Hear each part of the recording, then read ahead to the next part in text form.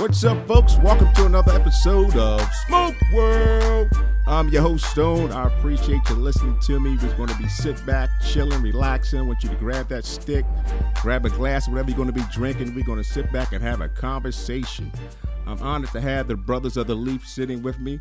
I'm going to let them introduce themselves. We're going to start off here to my far right. Brother, why don't you introduce yourself to us?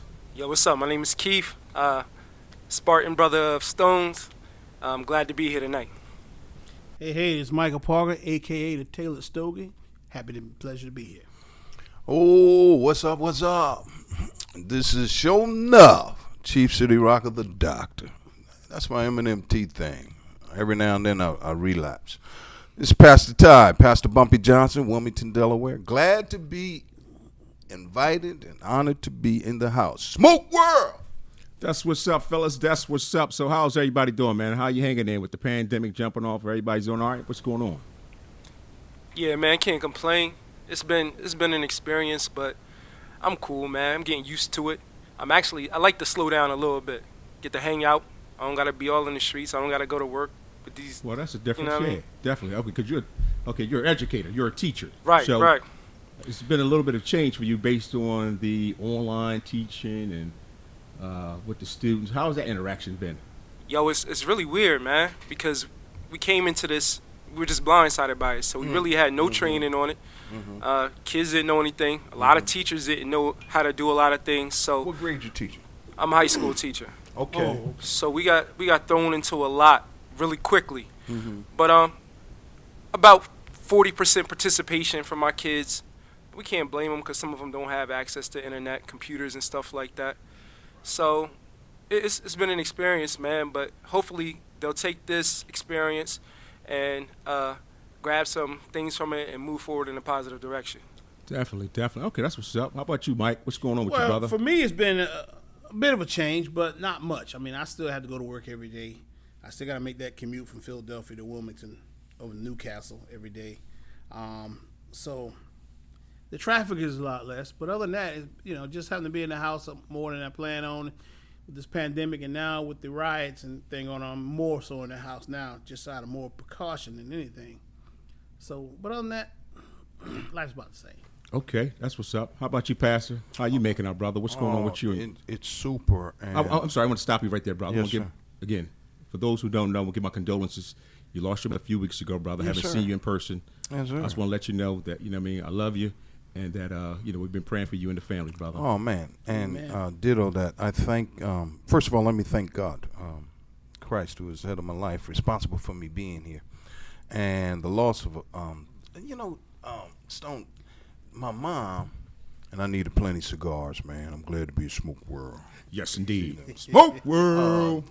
Alice V. Garner was 91. She wasn't my mother, my natural mom, but she raised me since I was 12. I'm out of Philadelphia. Moved to Wilmington when I was 12, and she raised me ever since. First woman ever buy me a bicycle. I had one of those 10 speeds. Remember them? Oh, yeah. Yeah, boy. Oh, yeah. And I had little lights in the wheels. Old Swin. Well, I'm going to stop you right there because I had to make my bike. I didn't have a bike. Nobody bought me a bike. I had to actually make my bike. Always somebody got to top you. Now, what type of bike did you make? I had a frame. It was like a Huffy frame. I had painted silver with some spray paint. And I had to wait a couple of weeks to find some tires. Not a Huffy. Yeah, a Huffy type frame. Not Huffy type. So he had the knockoff. You had the Puffy. Well, right. With the vice grips on the back. A Muffy. It was a Muffy. Look, Mom, it goes and it comes. We say we're prepared for our parents' transition, but I think we are prepared. I wasn't ready. And then never felt like a stepson. My father married my mom. Always felt like number one, but I never knew that I would be the one to carry out her wishes. So I guess that's a nail for we hang a nail there, and in the sense that we tell the brothers, do what you do and do the best you can do because you don't know when your number's going to be called. Absolutely. And that's what it's all about. It's not what you see in you, it's what others know to be in you. And then when they say that you're ready, you're ready. Absolutely. But you got to know that you're ready. Well, that's the thing. If I didn't have Smoke World, my boys of the Leaf. Hey, baby, that's what we're here for, brother. Family. You know how the boys be. I might not have made it. Absolutely. Yo, so fellas, I mean, since this pandemic's been jumping off, where have you guys been smoking at? Have you been smoking in the house? Again, I've been asking a lot of my guests that question because I've been finding get some interesting answers. Well, I've got 2 spots that I've been, and they're both at home. My front porch is a great place for me to smoke. It's kind of semi-enclosed, so I'm able to sit out there, enjoy a nice breeze, get a good smoke. And if I want it more private, I got a patio off my kitchen. So now I can able to go sit on my patio in the back of the house. It's like a little street alley back there. Enjoy myself. Okay, that's what's up. Good stuff. How about you, Keith? Where you been smoking at? I've really been in the garage because the weather been up and down. Like some days it's hot, some days it's cold. Garage, man. Yeah, so I've been. Yeah, he live in a nice neighborhood. I live in the same neighborhood as you. First of all, hey, mind your business. But nah, so I got a garage. I've been. Garage too. Yeah.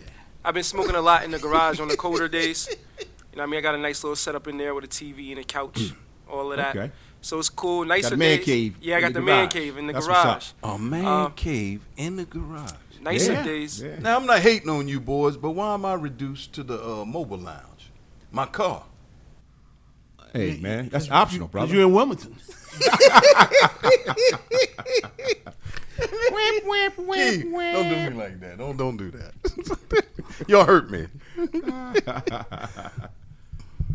That's How what I've about been. you? So you've been smoking in the car, brother? I've been smoking in the car because it's interesting to see how it plays out since the pandemic and now the riots after that horrific incident with George Floyd. Now we're living in the midst of the two worlds, and it was interesting to see what they do in Philadelphia as far as smoke houses and what we do here in Delaware. So I couldn't get into any of the Delaware spots, so I was forced. As a matter of fact, our executive director, Smoke World, put a little bug in my ear. We were talking one day, and I said, "Hey, man, you smoke in your car?" He has a nice chariot. We'll say chariot drawn without a horse. We'll just say that. Yeah. We don't say what it is. Okay, that ain't my business. I said, "You smoke in the car?" He said, "It's my car. I bought it. I'm paying. I paid for it." I said, "I can smoke in my car too." Absolutely. It's paid for. I paid for it. You paid for that. So That's right. Whose car is it? When my wife say, "I don't like that smell in my house," I go to the car. Well, there you go. At least you got a place you can go. Absolutely. And speaking about the pandemic, we're getting to a point where we're starting to open up in different phases. Each state has their own thing, but here in Delaware, we're at phase 1. Right. And I'm curious to know, again, a lot of times we've been talking about where we're smoking. And if the lounges are going to open back up, what are they going to look like as far as capacity, as far as the social distancing that's implied, and are we going to adhere to those rules? Are the cigar lounges going to enforce those rules? And do you think you would be comfortable enough to go back to the lounge to go to smoke? I've had conversation with some of the brothers and sisters of the Leaf, and many of them said that, hey, we may go back, but we're going to be more of in a controlled environment. We're not going to sit up on each other. We're going to try to observe this 6 feet. And if the lounge is not large enough to accommodate us, hopefully they have a patio or something. We can go out there and do it.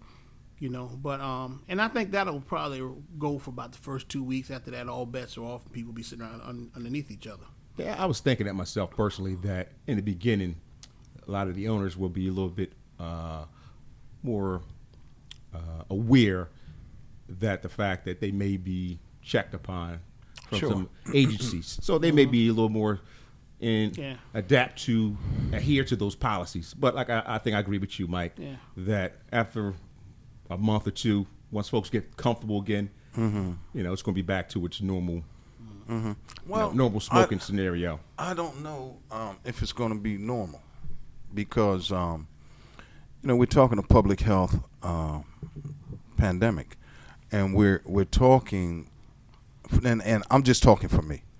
I really don't know what's going on yet. I know that social distancing disrupts transmission. All right, I believe that. I know that the masks work. I believe that.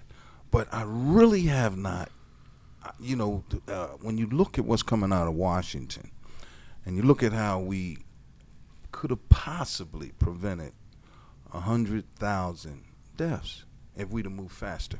So when you talk about on the local level, I think the responsibility is tremendous on the owners to say, hey, the legal aspect is one thing, but the public health issue is another. Even if, I wanted to try to stretch it because I love these fellas or whatever, I don't want to be responsible for making nobody sick, and I don't want nobody to come in here and make nobody else sick. You bring up a good point, and it's interesting that you said that because I noticed the CDC, to say a month and a half ago, they were adamant about the surface transmission. They were speaking about how long this virus could live on the surface. Oh, I heard that. Yeah, they can live up to 3 days. Really? Yes. I thought it was 2. Well, that's what I'm saying. It was 72 hours. They came up with the. Right. It can live on plastic. It can live on the cardboard boxes. Yeah. Now, On boxes? all that. But now this is where the confusion comes in for me from the CDC. Now they're saying, oh, well, don't really worry about that. It's not really transferable on the surface. The likelihood of you catching this virus via surface is very minimal. It's slim. So now I'm like, okay, and again, to go back, just to think about this again, the masks in the beginning, don't wear masks. But my opinion in that was the fact they knew they didn't have enough masks. And now, 2 months later, everyone needs to wear masks. You need to wear a mask. So it's a little bit of confusion. Yeah. Well, look, And I'm wondering, is this government? Is this being ran from an administration standpoint? now we got a friend named Sounds Ron. very ad hoc. Yes. We got a friend named Ron, and if Mr. Ron was here, he's in that, you're hinging on, AKA you the are government. hinging on conspiracy theory. I don't know about that. These are straight facts. Right. Well, here's what scared me. When I first heard about transmission through just talking with each other, right? It was 2 feet. That's why they said be 6 feet. And then Dr. Fauci came up, who's the White House's medical person, and he said that even in conversation, when they studied it, the whatever comes out, the respiratory particles, droplets. the particles, respiratory or whatever, droplets, or they come out. They discovered that it does not die after 2 feet. So what are we talking about? How do we, you know what I mean? Right. Well, here's the thing with this particular virus. This virus, according to the studies, is transmitted via respiratory droplets through a sneeze, a cough. Those droplets can stay in the air for they say maybe up to 15 minutes and survive. That's the reason why then they came out with, if a person who talks loudly actually can transmit those respiratory droplets in the air, which can last up to 15 minutes. And if you come in that room, for example, if someone sneezes and I'm not really a fan of that particular model of saying that someone's talking loud that they're going to be spitting more, because I know people who spit on a regular who just in normal conversation. I think we all know people who can just talk on a regular and just do a lot of spitting. That's true. So I really wasn't a fan or a person to believe that, okay, because you were speaking loudly, that you were transmitting more respiratory droplets opposed to someone who's a spitty talker. So again, I mean, you bring up a good point, Ty, the fact that it's a lot of conflicting information. Right. And again, as the public, we need to kind of have an idea, especially moving now to opening things up. We need to be in a place where we can, feel confident about the information we're receiving, and that health is an important factor. And because as the minority community, we were the number one community that was actually being disposed of in a quicker manner based on this virus. So again, I do have a lot of questions on that. We ain't gonna beat the dead horse, but we're not saying it's conspiracy theory. I'm just telling you things that the government has put out there in the last few months.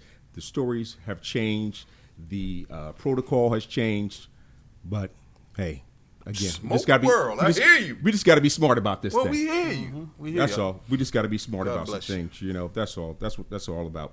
Listen. Now, what we got going on in America, we're going to kind of segue to something that we can't miss right now. Her name is George Floyd, individual who was killed by police in Minneapolis. what's going on in America, actually what's going on around the world. If you've been paying any attention, it's just not going on in protesting here in America. This is actually around the world.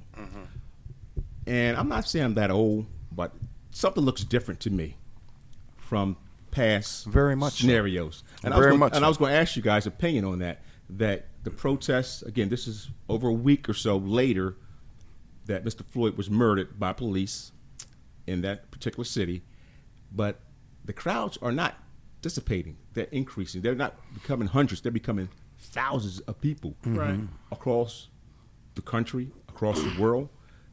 So I'm thinking, is this a different type of movement? Are we looking at something different? Do you think that this is the straw that broke the camel's back in this scenario? Yeah, definitely.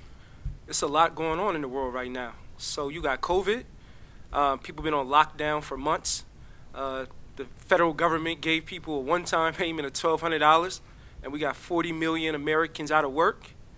And then we keep seeing black people hurt or killed by police on camera, and nothing is happening to them. So, yes, people are frustrated. This is what happens.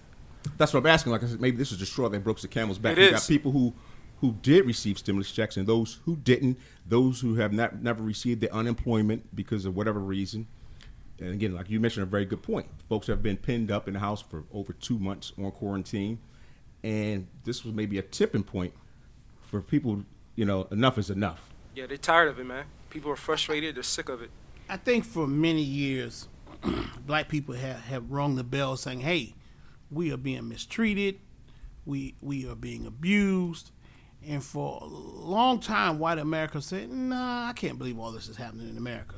What changed the day and age now is these cell phones. Everybody has one. Everybody's able to film. Now Yes. you're able to see it with your own two eyes. It happened in the 60s when they actually filmed black people being washed down the street by water hoses and some dogs sticked on them, and they put that on national news. And then that was a part of helping change the fabric of the country at that time with the Civil Rights Bill. They said, hey, we can't allow this to continue to happen. People see it on TV now. Now everybody has a camera. Everybody's filming everything. And the blatancy of it all has got people teed off about it. People are really upset. And it's now out there. It's exposed. And I think that, we have met that tipping point. People are tired. And I'm curious to know, like I said, you bring up a good point as far as the cell phone.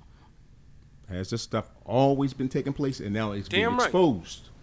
Now Yes. things are being exposed based on the fact that, next time we may celebrate Black History Month, maybe we need to add the cell phone in there, because the cell phone is a key. Yeah. You know, you got a good point. You got a good A point. major key to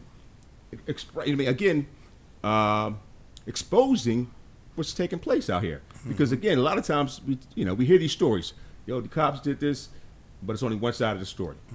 Whatever the police says, that's what it is. Now that we have cell phones to say, hey, here's what truly happened, you look for yourself and you tell me what conclusions you come up to. Yo, it's been going on for decades and decades, century, for real, if you really want to, because we can go back to post-slavery.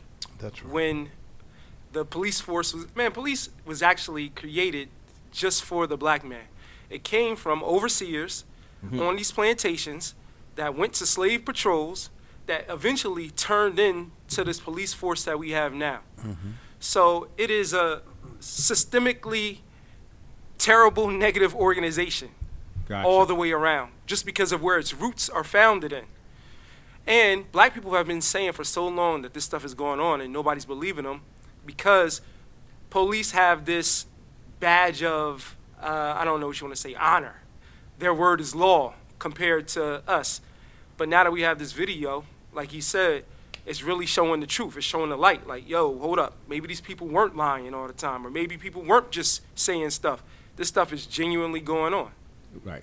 I believe that. And now, like I said, coming from a law enforcement background, and it's sad because now you have I can't even call him an officer, who's committing murder on video, and now you got all these other police officers who are part of the community. Now we got to go out here and fight this fight for this idiot, based on his behavior, based on his actions. At the end of the day, we are part of the community. Police are part of the community. We live in that same community. And I've been listening to some radio stations who's had issues with officers taking knees with some of the community, and they had something negative say, oh, who's giving the orders now? This is why these cities are being torn up, because who's giving the orders? These officers are taking knees with these rioters and protesters. Okay, but they got to understand, we are part of that same community. Where do we live? We don't live in a special police housing. Right. We live in the community. We are members of that community. So, it's unfortunate that, if you say Black Lives Matter, to some individuals, the first thing they say is all lives matter. Okay?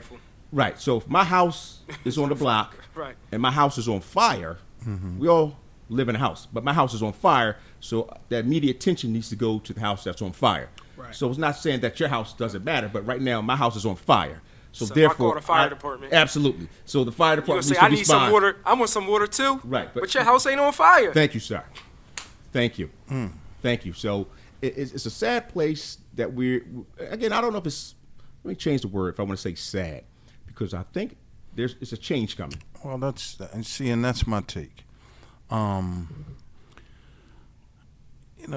Power concedes nothing without struggle. So when you think of, I had a guy, Noam Chomsky, and I listen to him a lot. And when he talks about movements, and I like what Keith was saying about what is in the fabric of our country, and what is in the fabric of the organization we call law enforcement. We have to consider that, and we have to look at the historical connotations of what has happened to a people who was uprooted from their home. All right, when you get here, even when you take into consideration Dred Scott, you're 3/5 of a human being. And then you have people who saw the civil rights movement, the women's movement, the labor movement, and they're stuck. This is not civil rights. This is human rights.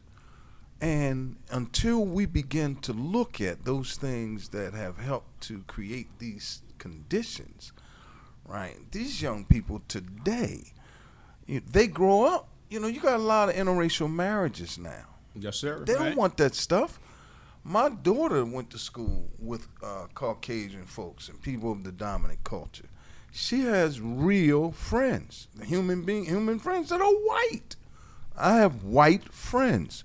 But I still, when I speak with my friends, I know that they feel privileged, and some of them don't even know that they walk in privilege. We don't share that same thing. We are the people who tried to do for ourselves and was led on a promise that in order to be respected as a full-fledged human being, you needed 40 acres and a mule. Well, what happened when we set out to do what we do? Y'all came back and took it. Oh, if you learn to respect yourself and create your own economy. What happened when we did Wall Street? Bombed Tulsa. You bombed it. What happened to Rosewood? You bombed it. Tore it up. You tore it up. Lynched people. Anytime. Yeah, New Orleans massacre. New Orleans. Memphis massacre. Now, we haven't Philly. even got to the place where the black woman has always had to try to save the black man. So black males have always been an endangered species. She was just, a commodity for the master. But we were strictly property. And don't adhere to what you're supposed to be doing. There wasn't no, go to here and collect. This ain't a Monopoly game. You died. Yeah. You died. Now, to come from that and to be told over and over again with props and photo ops that your life matters, and to see Sandra Bland, to see Eric Garner, to see George Floyd shot down by police, unarmed people, and you telling me, what? I don't think so. The young people now saying, no, the gap between those who have and those who have not, too wide. The fact that a police officer, and I don't want to dominate this conversation, man. Oh, no, come on, this is what we do. Look, man, I saw something on Facebook. Look, D, white guy who's a cop, sitting on the counter, and he seemed to be about 35, mid-30s. Just a depiction. Little black kid, about 7. And the cop honestly said, what do you want to be when you grow up? And the kid said, looked at him with that showing up buckwheat look, alive. Yeah. Yeah. Real talk. Real talk. Real talk. Let us not forget, our children are living in double, triple, and quadruple trauma. Yeah. And they're compelled to normalize it. They shouldn't have to normalize it. Right. But they coming, this is where they're coming from. Now, not only are they living in this trauma, weapons, the former VP called a meeting, and I'm told I wasn't there. You know, I'm just meeting out. Meet, greet, eat chicken. 30 years, nothing changes. But that's my story. Yeah. So, call me. And incidentally, them boys that told me revolution will not be televised, they were wrong.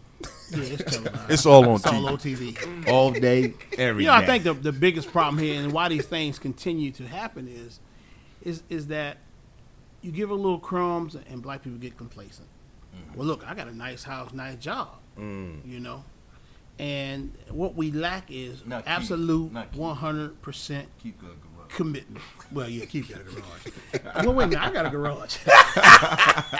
But what we lack is absolute commitment. Don't care about how strong you feel, what your desires are, but if you don't have commitment, and I mean unending, undying, I'm determined to see the end result commitment, it's going to continue to happen. And what needs to change in that commitment, what you're shooting for is not just people to recognize you as a human being, but you need the laws to change. Make the law say it is absolutely illegal for you to do this to another human. Absolutely. And if you do it, these are the consequences which you will face. And don't get me wrong, I can't take the law, like I heard a guy say, I can't take the law and make you love me, okay? That'll never happen.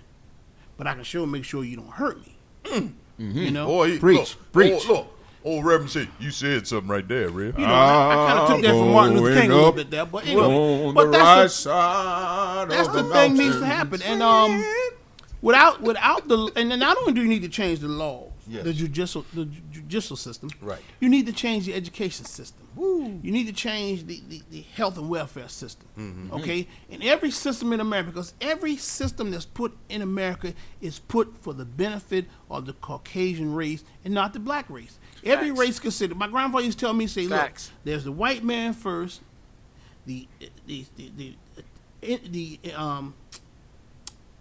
Asian guy, the Mexican guy, every other guy, but the last guy is the black guy. And by the time you get down, you don't even get crumbs. You don't get nothing. That's The black man is always last. Always last. And that's not, and that's just not natural. It's not natural at all. That's That what is I was telling you about. That is a put in place system that's designed to hold you back. Because let's face it, Absolutely. when slavery, when you were a slave, you were a commodity. You were money. Absolutely. Okay. As soon as the Civil Economics. War ended and slavery was done with, they said, okay, all right, you're no longer worth anything. So get out of here.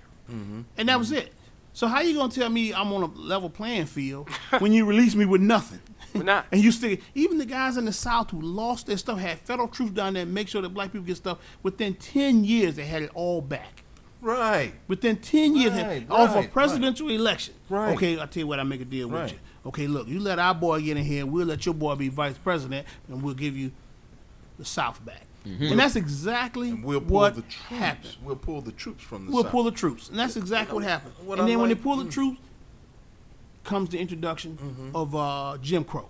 Let's get these blacks out of these congressional seats. Let's get them out of these state assemblies and all, and get them out of there. Let's take back over this thing. And oh, by the way, you don't own nothing, but you can work on my land. And I tell you what, I'll give you a little strip of my land, and I'll let you, as long as you come harvest my product, let you harvest a little bit, and we'll give you a little shack to live in. Okay, that sounds good. Okay, sure, let's do it. Not knowing that, no, that's not the real deal. No, you really didn't own that little 2 acres you got right there. You harvest what you got, and you sell mine first. I don't care what you'll sell for. And if you take mine to the market, and I'm getting $3 a bushel, you take yours, and you only getting 50% a bushel. How is that fair? And then I'm charging you for everything. I'm charging you for lease. I'm charging you for the bread that you get, because you can't go to the general store with no money because you got no money. So you going there on credit. I'm charging for everything. And then you talking about, well, I need to get money. Well, you got to pay me that money. If you don't pay me, I'll send them patty roads to come get you. and lock you up. So you never left slavery. You never left slavery. I remember watching a documentary one time. They were talking about there were slaves in Georgia, the deep part of Georgia, that in the 1970s did not know they were free. Wow. In the 1970s, did not even know they were free. All they knew was they were slaves, because before they went from a actual slave system to a Jim Crow system, and it was all the same to them. And now they knew they were free. And people interviewed them, told, do you understand slavery ended? I had no idea. Wow. So that's what we're dealing with. And the thing about it is that most people in white America can't see that.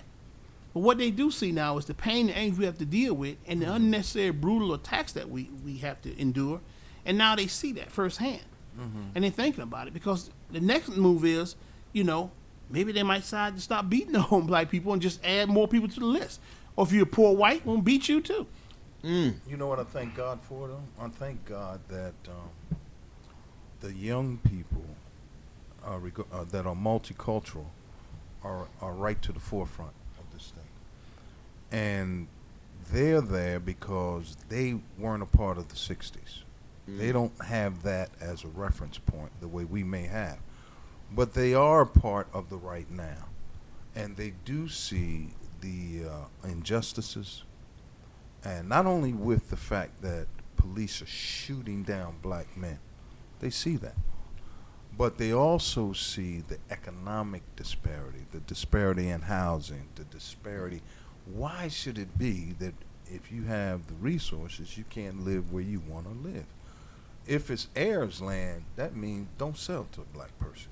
We don't want them around here. Okay. We understand. You code it out. Now, you want us to be law-abiding, but we have a president that you refuse to hold accountable. Wow. All right, now, when you look at DeGru Leary and her post-traumatic slavery syndrome, it cuts both ways. Blacks, we suffer from this because how do you feel you grew up in a house? The proverb, the village says, that proverb added is, if a village does not embrace a child, then when that child grows up, it will burn that village down just to feel its warmth. So when you look at America and how America, you look at our zip codes, like I can only talk about Wilmington, that's where I live, 19802, 801, 805. Why is it that we pay more for electric than anybody else in the state? Why is that? Yeah, why is that? Why is it that the HIV and AIDS spread is deeper in 19802 than anywhere else in the state? It's the highest. I don't think all this stuff is by happenstance. Now, we also got some environmental issues. And don't forget, in the midst of the pandemic, in the midst of this social movement, which I admire, I pray for those. I don't want nobody to get hurt, but hey, man, I don't feel bad about the businesses. I don't think people should be looting. I don't condone lawlessness. None of that. Right. But hey, man, I felt bad when you took the land from the Indians. I still feel bad at the way we do. We haven't honored one treaty with those folks. America forgets that. So let's talk about, we got a city council, in Wilmington, where you got a lot of black folks people that look like me. For some reason, we can't act as a body because of the effect. There used to be a little thing called the Willie Lynch syndrome. And that thing is so real, where instead of us moving as a block, if the light-skinned Negro feels like they're more important than the dark-skinned Negro, and they in the same room, you may have a problem.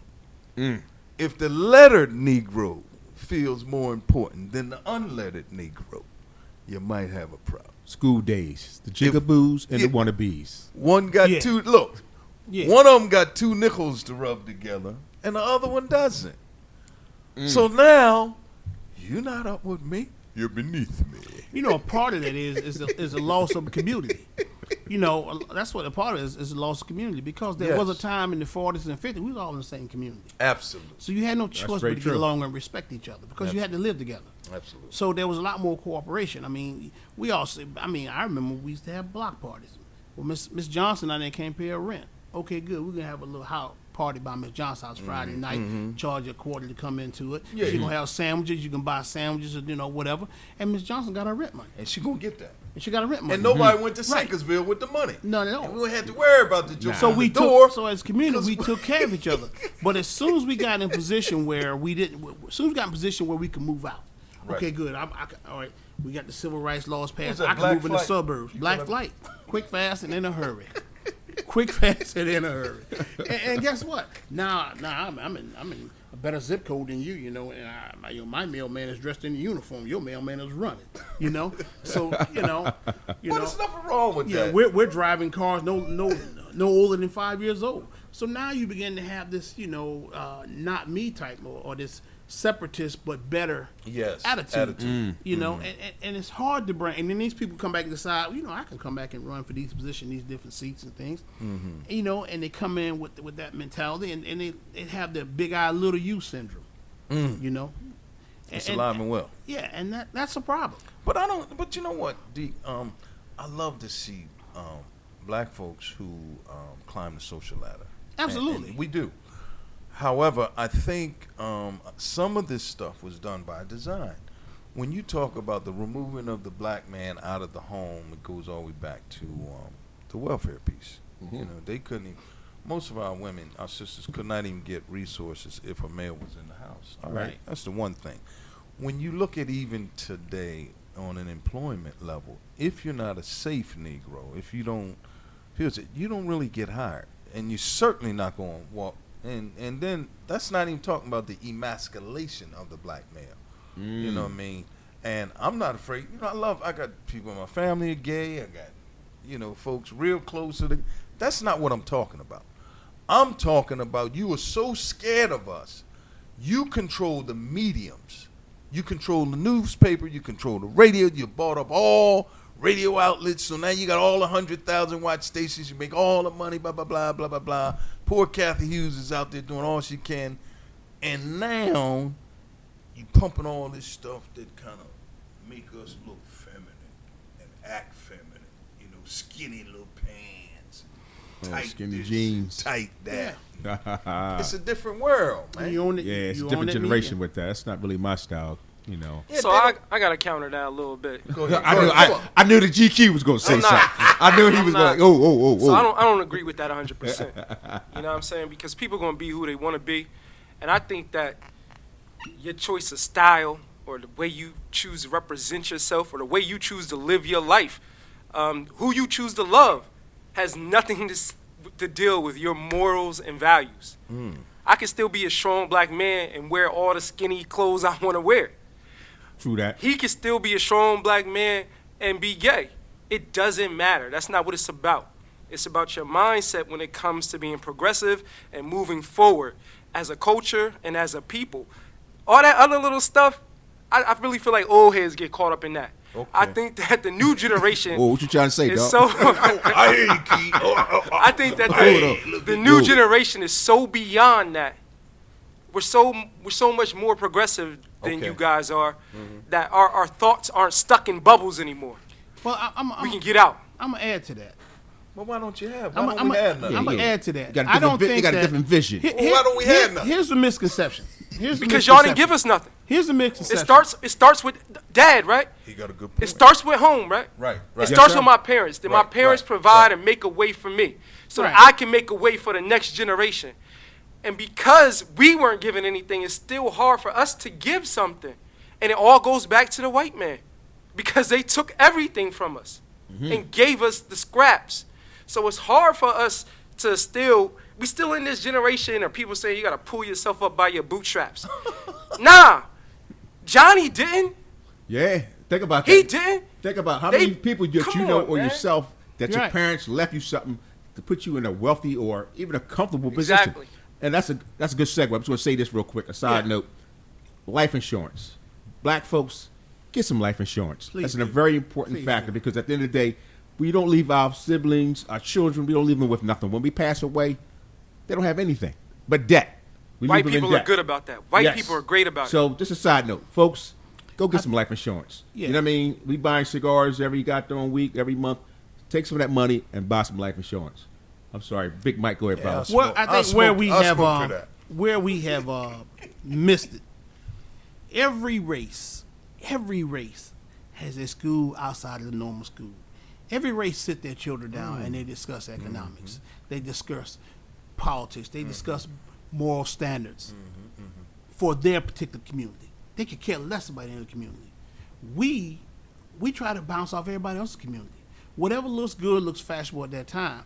Now, what Keith said was that, it doesn't matter what I wear, we're more progressive. But a lot of times what they're missing is you're being fed the information that you're going to like. Right. You're fed the information that what you're going to like. I like wearing skinny jeans. Well, you didn't create that. Someone thought about that and said, okay, let's push this out there. Let's push it out there. Okay, and in this media age, a lot of stuff get pushed out there to you. There's so many books about the propaganda and how it's pushed to you and make you think that you have an original thought. Manipulate the intent. You really it's don't. Called manipulating you really don't. the intent. But what I like what Keith says, it doesn't matter whether I like skinny jeans, whether I'm gay and that. It always comes down to the same bottom demon. Okay? And that is the controlling race, the controlling factor. Where the sad thing about it is, and I know guys that are in banking, and they're banking in finance for 100 years, and they say, you know what? I have so many white people come to me wanting this and wanting that. They can't afford it, but they feel they're entitled to it. He say, don't make no mistake about it. White masses are just as broke as the black masses. Okay, they just don't know it. And he say, and they come and they want this, and I had to tell them, no, I'm sorry. And they get upset and they feel entitled. So they turn around and they go to someone black, they go to someone white, and somebody probably tells them, well, I'm afraid. No, you can't make that. No, we can't make that happen for you. So the majority of the white race don't realize it. Now some of them are starting to wake up. And then what you were saying about with a lot of the mixed races and all, and they're starting to pick it up. But let's be real about this here. If you look at the TV screens and you watch what's going on these screens right now with the riots and the protesting, at least 80% of the people out there are white people. Yes. Not necessarily mixed, pure thoroughbred to the bone, puro as we talk in cigar language. Absolutely. White people. Preach. So can we talk about propaganda then?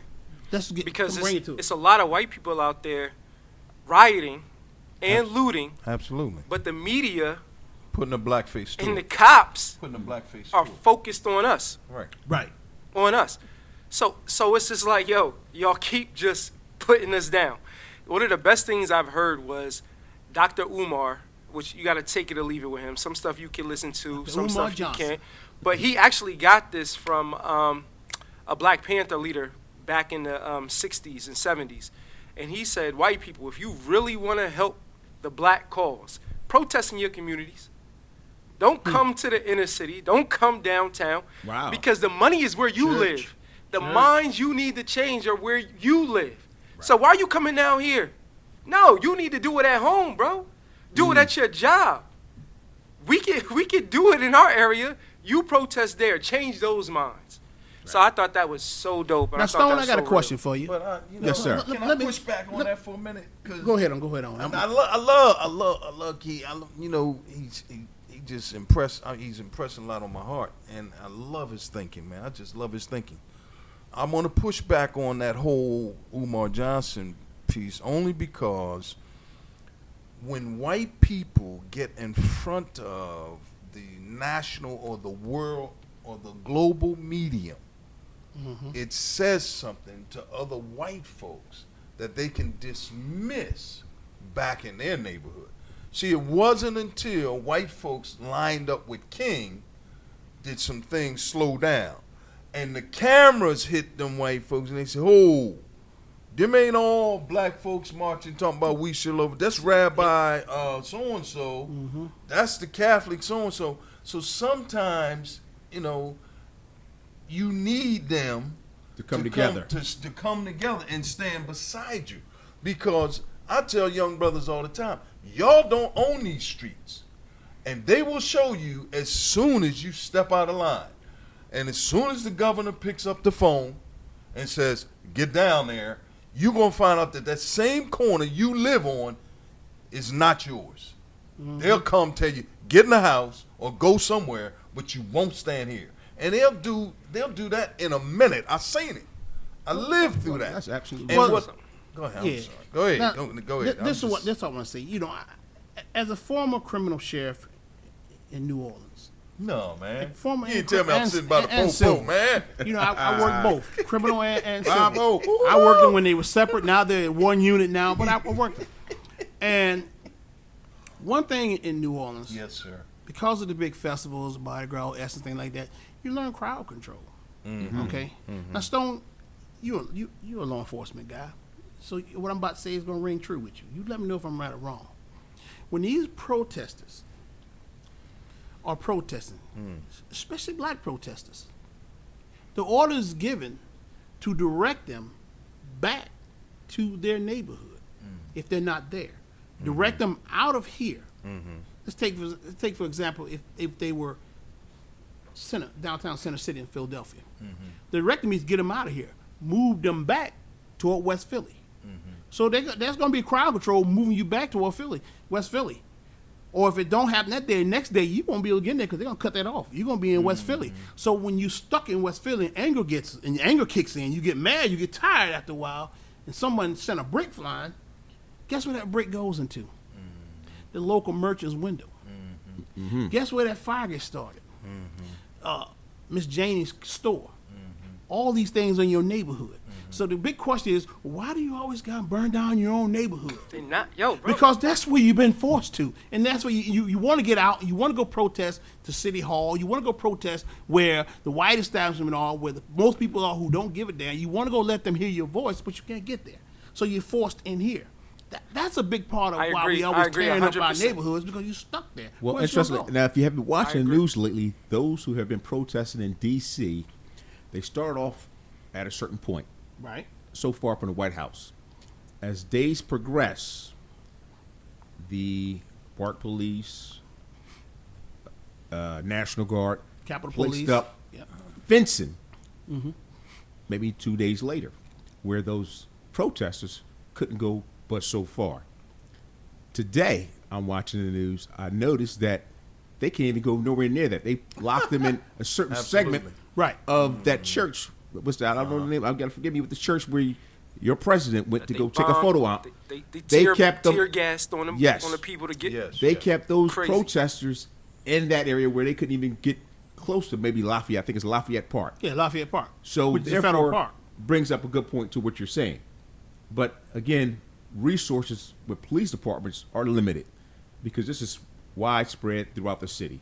We got, robberies. We still got radio calls that we got to respond to. We still have 911 calls that we don't. Police work doesn't stop just because people are protesting and rioting. There's still other things that goes on within that boundary of police work.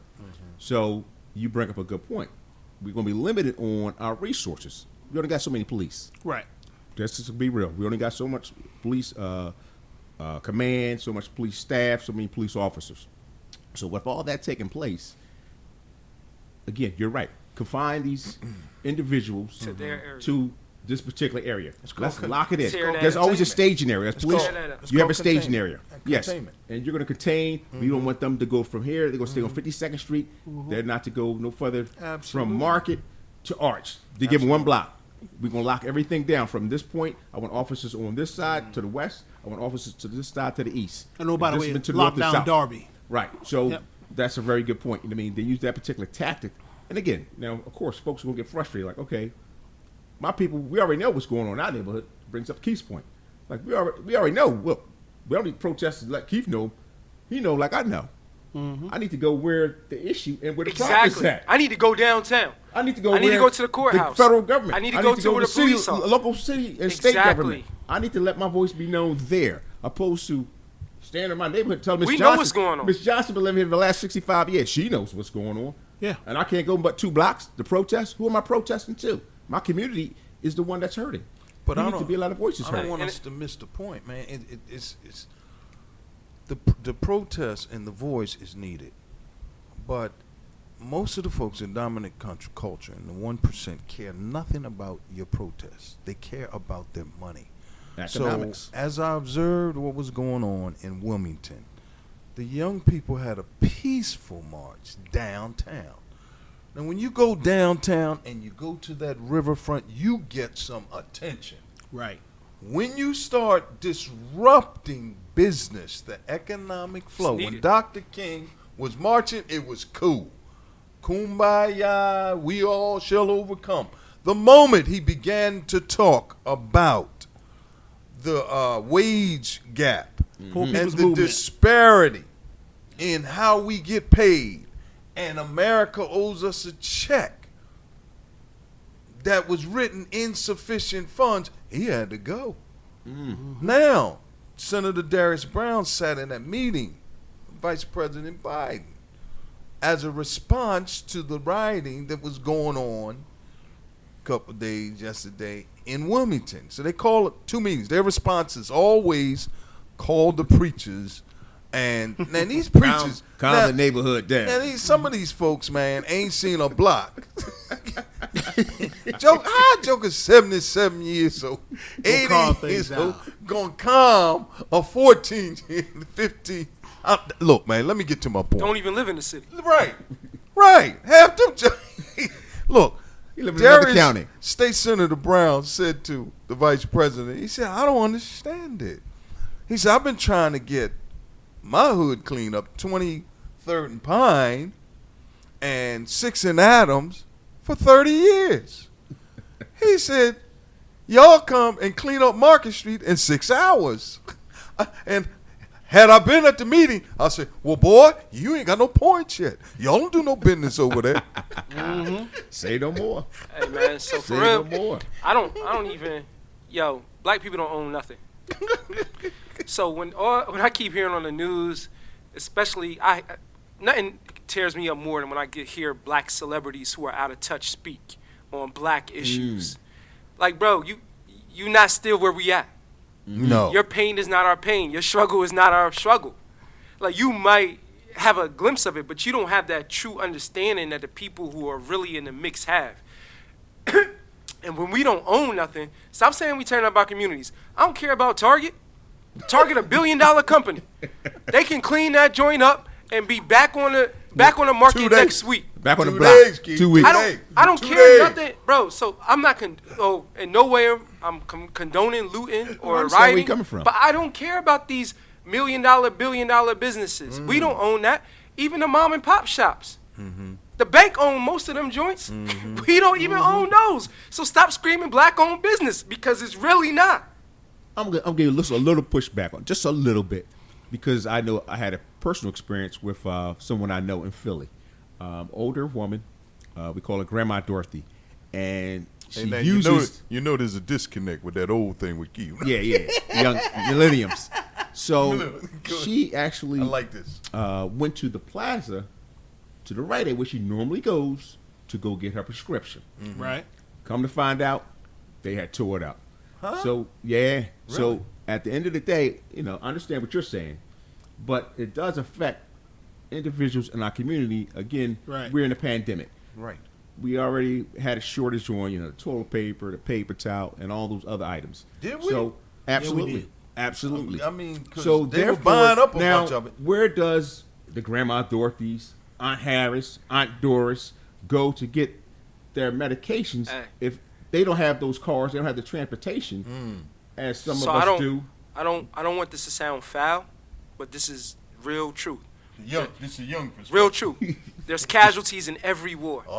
The young perspective. Every war. Against the lean right there. Yes, Straight sir. up. You're talking to Bumper Johnson. I'm with There's you. casualties in every single war. Yes, sir. And right now, it's a war against systemic oppression. It's a war against poverty. It's a war against the police. It's casualties in every single war. They killing us. It's going to happen. And it's sad. Wow. I'm not saying it's right. I'm not saying it's okay. But it's destined to happen. It has to happen. It has to happen. But can I add to that? I think before we got to where we are now, and I want to talk a little bit about some ways we can get past where we are now.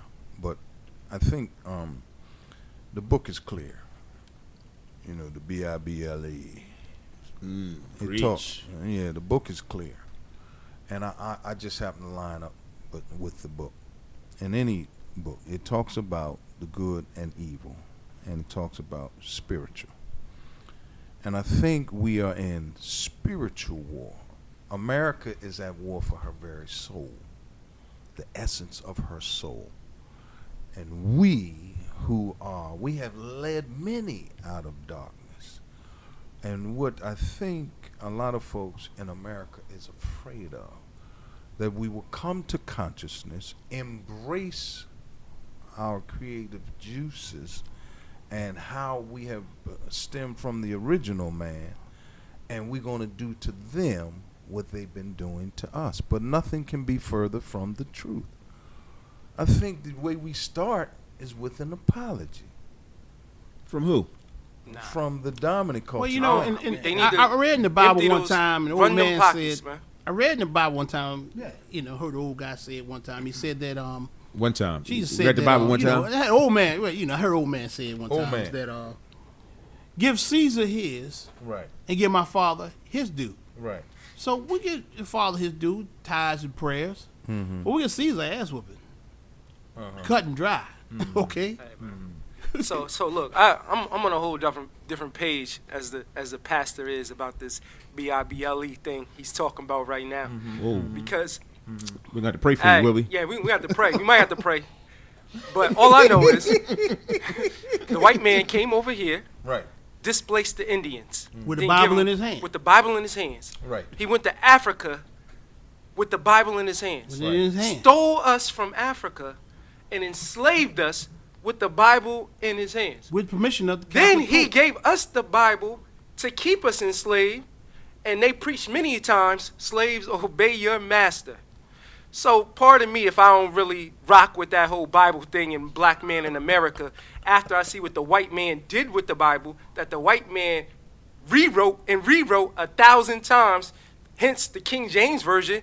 And if you want to research how that boy was living, and he got his own version of the Bible, Living large. that's something And to foul. say.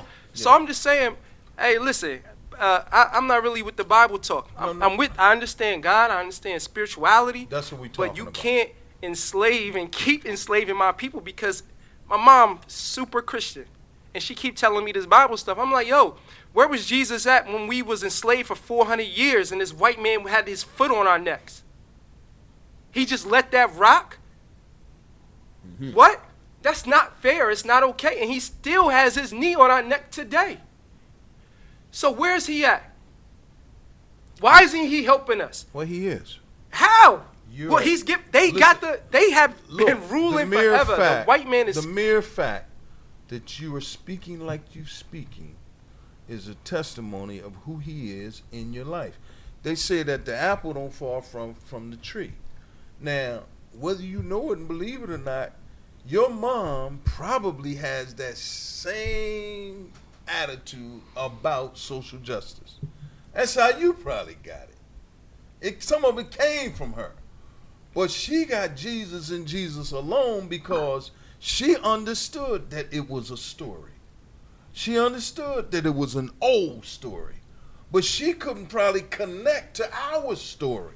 So we took his story and made it ours. And in the midst of that, we got healed. I think the In the midst of that, we got help. but we still not healed. We still not healed. Well, it's healing. I think we still in bondage. We still in bondage. Once I mean, we that's right. signed You're right. once we signed the Civil Rights Bill, Okay. Worst we thing got that happened to super us. lazy. Worst thing that And happened when to we black got that lazy, we felt that hey, we made it, we okay now, we equal. No, you never been equal. Worse. And we got lazy. We should have fought. And what needs to happen now is we need to reassess our situation, and we need to fight. There That you doesn't always mean physically, Right. because we can hurt you more ways. I mean, you watch Dr. King and that 381 day standoff where we ain't riding no bus, we can deal with y'all, and it hurt them people economically. We had the power to hurt them economically. But oh, by the way, and this is the way I stand, we're going to hurt you economically. But oh, by the way, keep your hands to yourself. I always been that type of person. I don't start no fights, but I'll sure finish it. Oh, Keep your hands to yourself. wow. Is this You a know, deacon and talking? and- yeah, It's yeah. a deacon. And that's the thing about Come on, and Malcolm. guess what? I understand what he's saying, and I understand. I don't agree with the looting and tearing up things. That's right. That's right. But I cannot stand by and think about this. I'm a father of 5 children. And think about this here. There's not one day that I would ever allow a cop to do something. And I don't care if I was in the uniform. There's not one day I would ever allow a cop to do anything to my children that wasn't right. Now, if my child did something wrong, got to be locked up, got to be done. Hey, man, you did wrong. You got to man up, serve your time. Treat them the right way. You did wrong. Okay? Respect. Yeah, with But respect. to literally beat my child and do things you ain't supposed to be Exactly. done, you got a problem with me. And believe me, you don't have a problem with me because I'm coming with them goons. Hey, so look, this is just one quick fact I want to put out there. Black people, how many black people in America? Probably almost 40 million. So we make up about 15%. More closer to 50 million. Nah, we about 40 right now. But we make up less than 15% of the U.S. population. Right. But 40% of the total killings by cop. Think about that. That's we make up less than 15% of the population, Less but than 12. 40, almost 40% I think we of 12. death by cop. Sounds about 12. 12. Yeah, And- they did some studies similar to that in Minneapolis. And if Same you're talking scenario. about unarmed and not provoking, That's a it's good about point. 32%. But that's a good So we're point. talking about 32%. He makes a good point. That's crazy, man. Absolutely, we He can't argue makes- that, and that's the thing. I'm gonna say this with the younger generation. When I look at, the Dr. Kings back in the '60s and the protests and the marching, these young people are different. It's a different breed, brother. It's a whole different breed. They don't know nothing about that. No, They don't so have that. It's none of that. You smack me in my Nah, raise smack me him. on this side of the face. I'm gonna turn the other cheek. Raise No, him. no, no, no. There is none of that. I don't think they're different. I think what happens is all of us that are older forgot we used to be just as rebel as they are. We used to be just as they were because we had those same thoughts, same ideology, same way of destroy. I mean, I don't know about y'all, but I always I'm had not that saying- rebel thing. I remember being in the Marine Corps, and if you said something out the way and called my name, hey partner, step around this barracks. I'm Well, about to Marine put Corps this work on. brainwashed you, so that speaks for itself. Marine Corps. A lot of y'all got brainwashed Right. real quick. You know what I mean? But So you know, Marine Corps. hey, so no, make the preach, flag. What let I'm the grass saying grow. is, U.S. military what brainwashing. what I'm saying is this. What I'm saying is this Watch is your that. mouth, man. Watch your It's mouth. facts. What I'm Watch your saying mouth, is man. this is that. Check his pocket. He might have a I gun in his think we pocket. were Watch your just- mouth, man. Watch your mouth. Mind your I think business, we man. were I'm just Special Forces as, over here. I think we were just as rebel as they are. Yes, The sir. difference now is that they got more exposure to it just a because different time. because it's the cameras are on. Well, not that they they- able to see it and they because got it they faster. ain't kill no more black men now than they killed back then. Okay, let's make no mistake about it. They've been killing black men. Well, I that's- agree. that's They not- probably yeah, kill I'm not. Yeah, Oh, they no. definitely kill more. Probably more. I'm not going to Yeah. kill more so back then. They could- they I'm not gonna able push to back see on it. that fact. So Keith is able now to look at phones. Well, what is this? And they watching a black man get killed live on TV. Yeah, that. Okay, what we caught was a remnant On a regular basis. Okay, on a regular True. basis. We can't And they disconnect. kill every day when we were, but we didn't know about it till after the fact. Word came down through the grapevine. Yes, You sir. know they killed Bobby's boy up there in North Carolina. Facts. Came to the grapevine. I can but hear about now something that it's happened in New instant Orleans and right now. immediate. And because it's instant and immediate, attitudes go up. For us, it was he killed him. What he killed him about 3 weeks ago. We hype, but we're not as hype.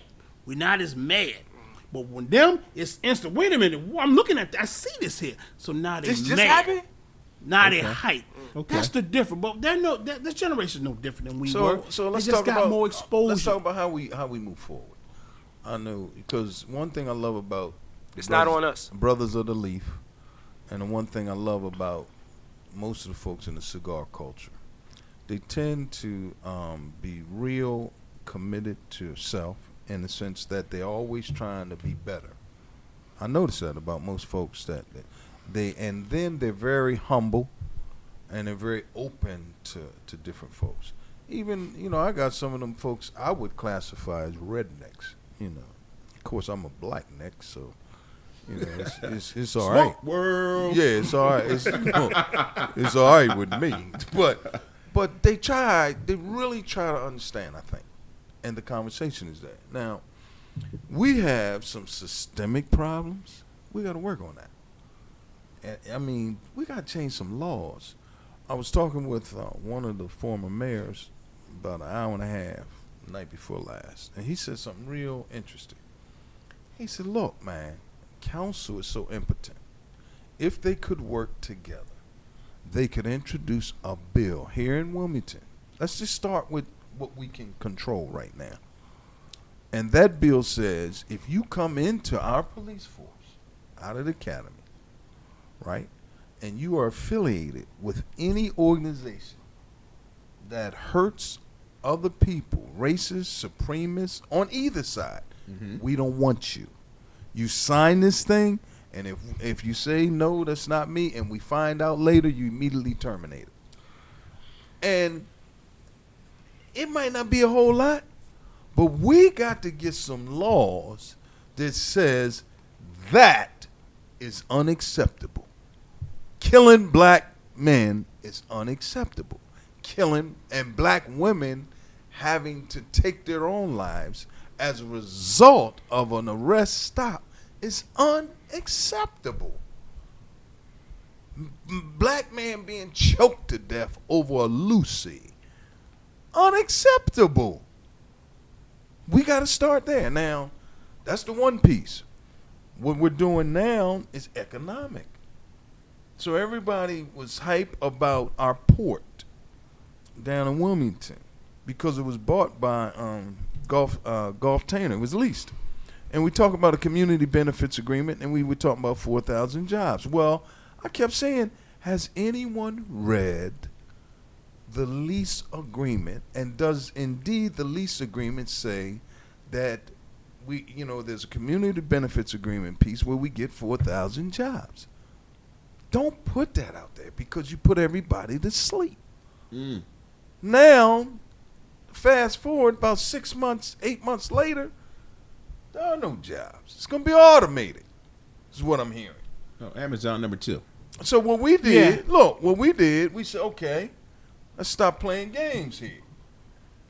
Based on House Resolution 10, Governor Markell's apology, Delaware's apology for its role in slavery, let's go with the intent and say the Arabs, right, Emirates played a part in slavery, and chattel slavery was going on from our brothers in the South or whatever, in Delaware. So, we want a redevelopment fund. You call it reparations, you call it we don't want to beg you no more for grants. We don't want to beg you for crumbs, and we don't want no particular party to support us so that we're hoodwinked again into another prop and photo op. We don't need none of that. So we wrote to Dubai, the Sheikh, and the Sheikh wrote us back, his people, and he said, we accept our role because it is true and it's evident. Bring your people together, find out how we can help, send us the paperwork, and let's talk about developing the black community. Now, I'm gonna say this here. That's on the Arab side. Yeah, and I agree with what he's saying, but I also like to address the elephant in the room. In the major cities in America that are predominantly black or right at it are run by black governments. Okay, yet they're the poor cities in there, and don't get me wrong, it's not the government's fault. Are they really? It's the way the system is set up, designed for them never to prosper. But I think a part of the problem is that when you get these elected officials and they get in these positions, okay, a problem is we get too many people that want to go in there and say, hey, this is my career thing. I'm here for career. And they often forget why they're there to serve. Oh my God. My late father-in-law, You're talking, boy. Mr. Bill Miller, said that as a politician, politics, you ought to be a server of the people. Your job is to go wherever, whether you go to state assembly, whether you go to the United States Congress, or you go on little city council. Your job is to go there and pull the resources for your community, your constituents, and bring those resources back to them there. It's not to go back and worry about what's happening over on the other side of town. Your job is to concern yourself with your constituents. You are a server. Okay, you are not a leader. That's a and big the wonderful word. thing, my wife was running for office. The beautiful thing she was telling people yesterday, I'm not a leader. I'm here to serve you. I'm here to get the resources that you need. Okay, you tell me what you want done, and That's I will good. work to get it When done. Last time you heard that? You know, I will work to get Very it done. rare. And, That's and that was the powerful. teaching of That's her father. powerful. And that was her. I stood there and watched. That was her father come out of her. And I think that's the biggest problem we have with our brothers and sisters that are elected in government. Quite often, many of them forget why they're there. Okay, and when you sit in committees where you can control money, okay, and you have the voice of the people, there's a lot of things you can do. And this thing about, well, you know, black people don't have the resources, but we're always talking about how we got so many trillions of dollars that we pay off in other communities. You pump that money back, and you say, oh, no, that old going down here giving you that money, no, we're going to sit on it for a while. Oh, things will change, because all they understand is money. Money. That's their God. That 1% That's why understands I kept, money. That's why I say, you know, it's their God. Yeah. It's spiritual. It's a Yeah. spiritual warfare. So my man said, how can we move forward? How can we change things? And I heard him say a lot of things. But at the end of the day, if the white mindset does not change, nothing changes. Absolutely. So it doesn't matter how much we march. It doesn't matter how much we boycott. He who holds the gold makes the rules. And we know that the Caucasians, that top 1%, run everything. So even my man was saying communities that are ran by black people or who are in political power, they're not really in political power. We know who is a puppet master pulling their strings. Whoa, man, they're gonna think you public enemy number one, bro. We They're know gonna that. Call you Chuck D, man. But I'm saying though, It's the Council of if we want 12. to, if we want to make a real change in America, man, look, we gotta abolish the police. Abolish the police. huh? Abolish the police. It's a corrupt Oh, wow. system, and we need to put a new system of community policing in place where we put some of our own, some people who genuinely live in the community, who know those people, who know how to act, but we cannot keep the policing in the U.S. the way it is now, where that's built off of slavery and slave patrols. And that's why I say it's no such thing as a good cop. It might be good people, but that job is not a good job just because of the system that it was created under. So you might be a good person working a bad job. There's no such thing. And we see it every day. We see cops doing foul things, and the good cops don't say nothing.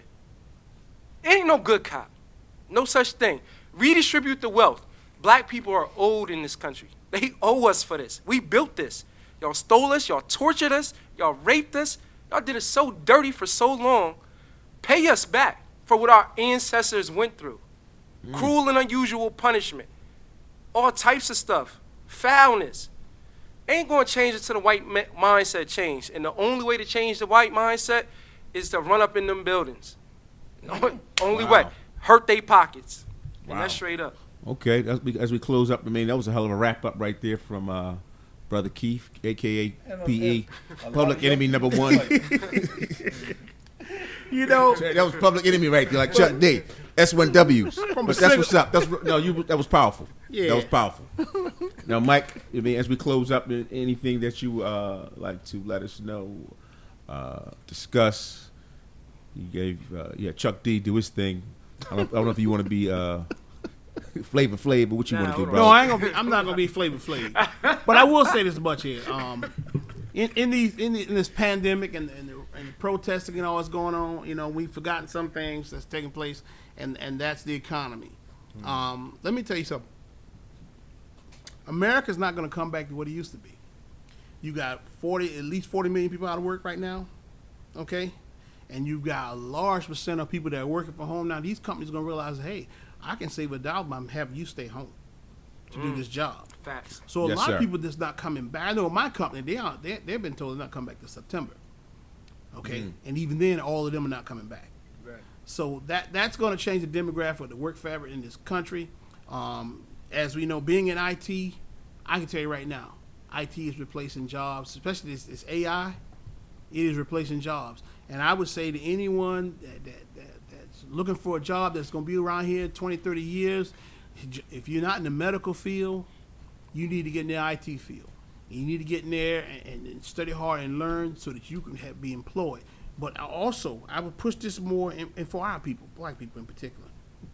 It's time to develop an entrepreneurial spirit. Okay, even if it's not a full-time, it's a part-time.